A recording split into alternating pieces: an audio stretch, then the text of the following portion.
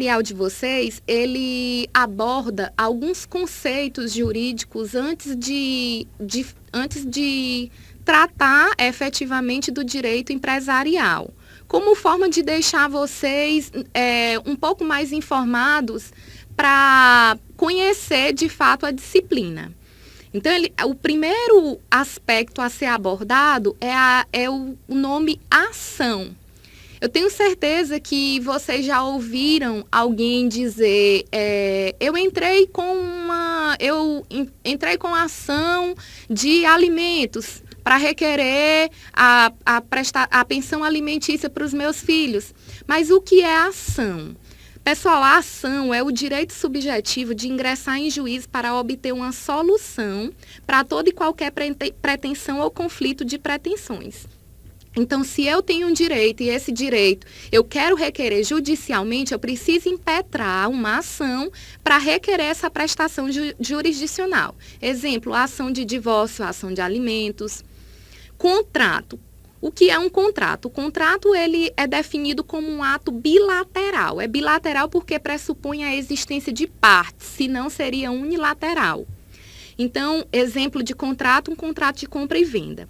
Doutrina, são os estudos elaborados pelos juristas a respeito do direito. Então, existem doutrinadores penalistas, doutrinadores constitucionalistas. Equidade, a equidade é o respeito pelo direito de cada pessoa, tentando adequar a norma ao caso concreto pelo que se considera justo. Instrução normativa, a instrução normativa ela consiste em um ato administrativo, expresso por ordem escrita, que vai ser expedida pelo chefe de serviço ou ministro de Estado a seus subordinados. Impostos e taxas, nós veremos melhor quando a gente falar sobre direito tributário. Só quero que vocês entendam que são tributos reservados para atender às necessidades da administração pública. Jurisprudência. A jurisprudência ela é o conjunto reiterado de decisões dos nossos tribunais. Então, tudo que os nossos tribunais vêm decidindo sobre algum caso concreto é chamado de jurisprudência. E aqui eu já deixei um exemplo para vocês de uma jurisprudência, inclusive de uma ação de divórcio, e que requeria alimento para filhos menores, e depois vocês podem estar olhando com calma outra jurisprudência se acharem necessário.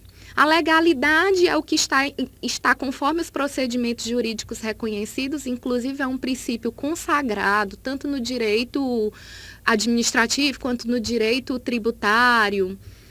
E a lei é justamente a norma, é a norma jurídica. E nós temos no nosso ordenamento jurídico leis complementares, leis ordinárias, que vai depender também do quórum de aprovação, e isso já é mais um estudo aprofundado do direito constitucional. E a medida provisória também é uma espécie de ato normativo editado pelo chefe do Executivo.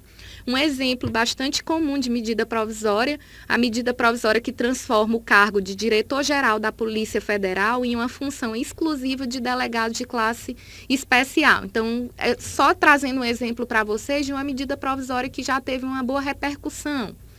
Esse exemplo. Então, a portaria ela é um ato escrito onde se demarcam providências de cunho administrativo para o bom andamento dos serviços públicos. Exemplo, uma portaria de nomeação para um cargo público. O processo é o instrumento que vai possibilitar a satisfação do interesse público. Então, quando você impetra uma ação perante o Poder Judiciário, essa ação ela vai ser manifestada, ela vai ser instrumentalizada por meio do processo. Preposto pode também ser designado para representar o preponente de uma empresa diante de um processo judicial, é como se fosse um representante. Princípios são preposições, são fundamentos de uma lei, exemplo, o princípio da legalidade, da proteção ao trabalhador, o princípio da boa-fé, no direito do consumidor. Resolução são ordens de autoridade administrativa, determinando normas ou alterando dispositivos do funcionamento ou da organização. E a jurisdição é o local ou a microrregião que se manifesta os interesses comerciais ou jurídicos convencionados. Então, todas essas denominações, elas estão previstas no material de vocês, e eu sugiro que vocês leiam com mais calma e se atentem aos exemplos que eu citei. Inicialmente, os homens viviam em sociedades primitivas, que tinham como base a economia de subsistência. Então, a economia era voltada essencialmente para a subsistência de cada um. Com o surgimento da moeda, a economia ela deixa de ser de subsistência e passa a ser uma economia de escala. Ou seja, aqui já existe um pouco o papel do lucro. É nesse contexto que surgem os comerciantes, denominados também mercadores, que passam a exercer a atividade mercantil. Então, eu quero que vocês entendam que a palavra comércio, ela vem do latim commercium, que deu origem à palavra mercare, que significa comprar para vender, ou seja, o ato da mercância. E qual é o conceito jurídico de comércio, professora? O conceito jurídico de comércio se dá por meio de um complexo de operações efetuadas entre produtor e consumidor, exercidas de forma habitual, visando o lucro, com o propósito de realizar, promover ou facilitar a circulação de produtos da natureza e da indústria na forma da lei. Então, observem que o comércio é justamente a manifestação da economia de escala. Então, é a compra, é a venda, é a relação entre produtor e consumidor. Então, esse é o conceito jurídico de comércio. E o histórico? Antigamente, pessoal, o comércio, na época do Egito Antigo, o comércio ele era visto como um monopólio do Estado, que era representado pelo faraó e seus parentes. Então, só quem poderia exercer o comércio era o faraó e seus parentes. Na Idade Média, houve o aparecimento de institutos importantes, como os títulos de crédito, os bancos. E nesse momento, nós já podemos perceber o monopólio da jurisdição mercantil pelas corporações de ofício, a codificação privada sem a participação estatal. Então, é nesse período que surge o direito dos comerciantes. Certo, professora. E no Brasil? No Brasil, o Código Comercial ele foi adotado em 1850 e foi baseado no modelo francês. E era um código que estabelecia a teoria do comércio. E o que dizia a teoria dos atos do comércio? Os atos do comércio eram aqueles praticados habitualmente com o objetivo de lucro, para mediação, circulação e intermediação de bens e serviços. Inclusive, pessoal, vocês podem estar acompanhando esse conceito na página 31 do material de vocês. Então, para a teoria dos atos de comércio, o comerciante era aquele que praticava tais atos definidos na lei. Como eu coloquei no slide aí, de um lado vocês têm o produtor, do outro lado da cadeia existe um consumidor e atos de intermediação entre produtor e consumidor com habitualidade e finalidade de lucro. Conceito de direito comercial empresarial. É o ramo do direito privado que tem por objeto regular as relações jurídicas que surgem do exercício do comércio. E quais as características desse direito? Isso também está no material de vocês. A simplicidade não exige normas mais rebuscadas para que sejam formalizados os atos de comércio. Cosmopolitismo, internacionalidade é um ramo de direito também que ultrapassa as barreiras nacionais. Onerosidade, porque visa sempre o lucro. Dinamismo, porque é um ramo que está em evolução. E fragmentarismo, que é uma das características que também está prevista no material. E quais são as fontes do direito comercial? Vocês podem acompanhar na página 26 e 27. Existem as fontes materiais, que são as fontes que são justamente os atos da sociedade que fazem surgir as fontes formais. Ou seja, são os acontecimentos reais que dão origem às fontes formais, ou seja, que dão origem à criação de leis, regulamentos, analogias e jurisprudência. Então, as fontes formais, elas são a manifestação do ordenamento, ou seja, é a lei, é o regulamento, e se divide em fontes primárias e secundárias. Como fontes primárias, nós temos leis e regulamentos, um exemplo que eu acabei de dar, e secundárias, analogia e jurisprudência. Eu coloquei uma observação aqui para vocês com relação a essa transição. A Revolução Industrial, no auge da Revolução, irão surgindo outras atividades econômicas que não estavam compreendidas no conceito de atos de comércio. Então, em 1942, a Itália, no novo Código Civil, com o novo sistema delimitador da incidência do regime jurídico comercial, vai estabelecer uma nova teoria, chamada a teoria da empresa. Então, observem que nós temos a transição da teoria dos atos de comércio para a teoria da empresa. E o Código Comercial, pessoal, começou a haver essa transição porque o Código Comercial ele ignorava algumas atividades econômicas importantes para o mercado, como a prestação de serviços, a negociação imobiliária, a agricultura e a pecuária. Então, o principal motivo para haver essa transição de teoria dos atos de comércio para a teoria da empresa era justamente o fato do Código anterior, do Código Comercial, ignorar essas atividades que eu já citei.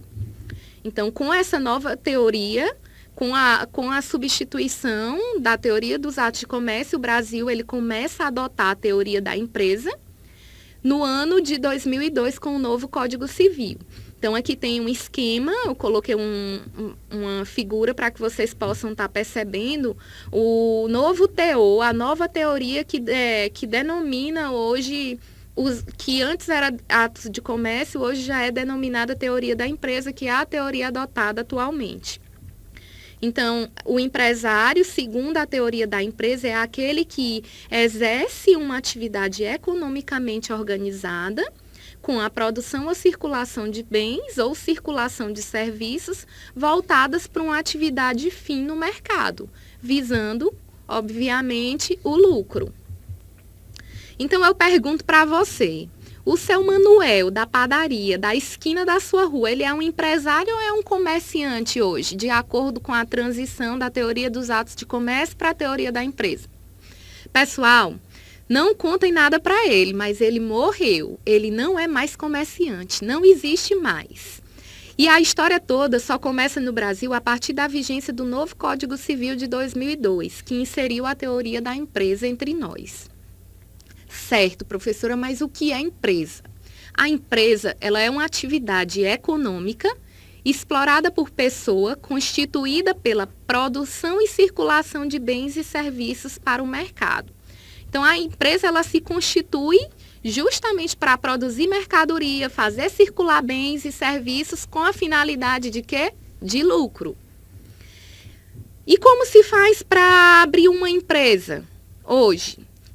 Eu queria que vocês acompanhassem os procedimentos também na página 19 do material de vocês. Vocês que serão futuros empresários, quem tiver o interesse de futuramente abrir uma empresa, deve se atentar, primeiramente, que a empresa ela vai surgir, né, vai com um contrato social. Esse contrato social ele tem que ser registrado na junta comercial. E o seu registro público de empresas mercantis antes do início da atividade comercial. Então, esse procedimento está previsto no artigo 967 do Código Civil, e aí vai ficar muito complicado eu estar recorrendo ao código toda hora para poder mostrar esses artigos para vocês. Então, eu sugiro que vocês façam com calma e detalhadamente uma leitura sobre os artigos que eu for citando. E através desse primeiro passo, a pessoa física que vai abrir a empresa vai estar de posse do número de identificação do registro da empresa.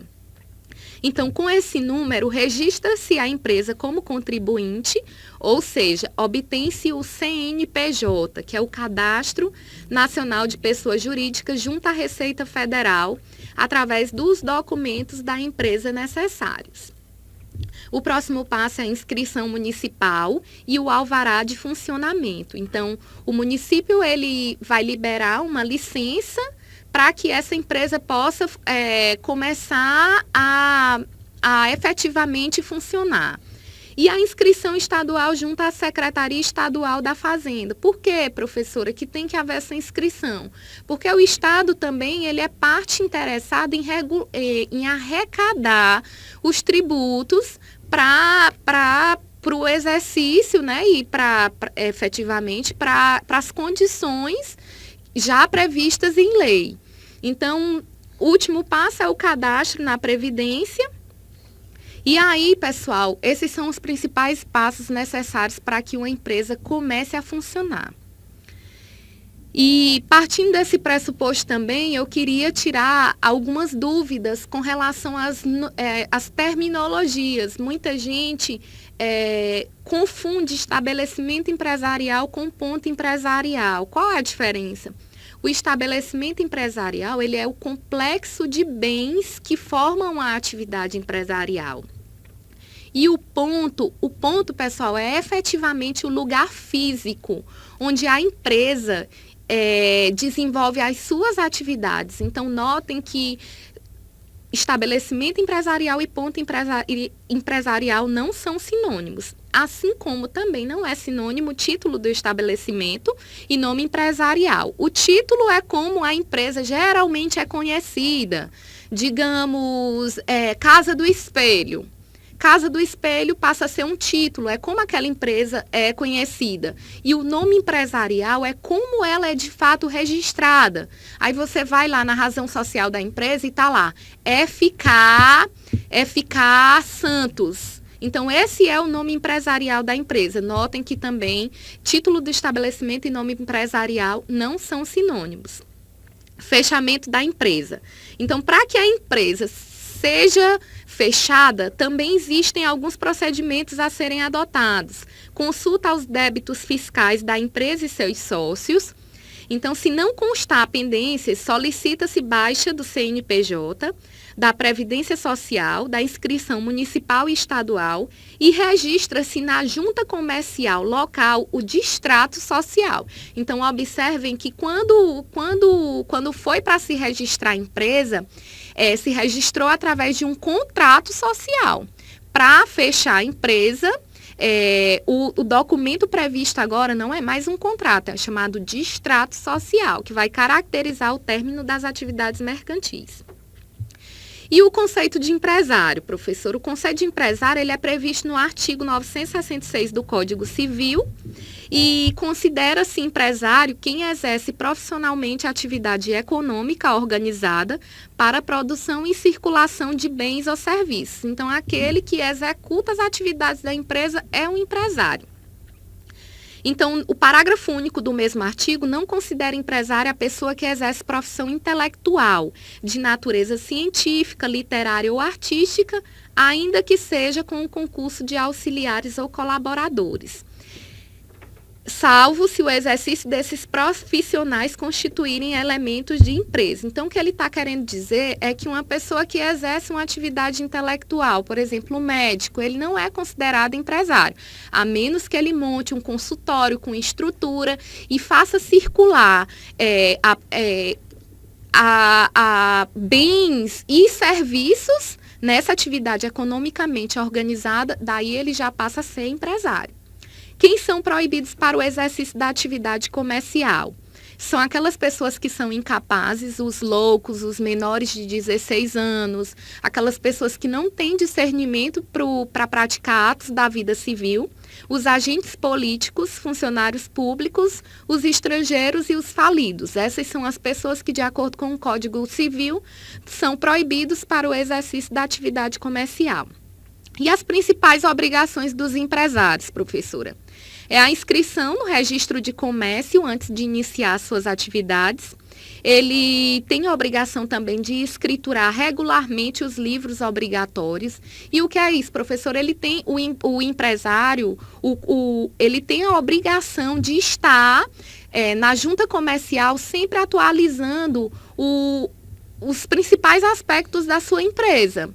Tais como contabilidade, a questão dos lucros. Então, tudo isso é escrito nos livros, chamados livros obrigatórios. Tem também a obrigação de levantar balancetes patrimoniais e de resultado econômico e de forma anual.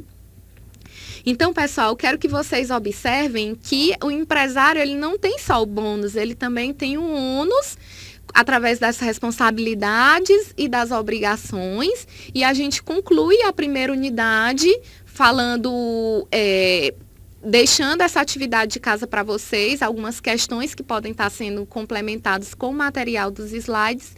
E a gente se encontra na unidade 2.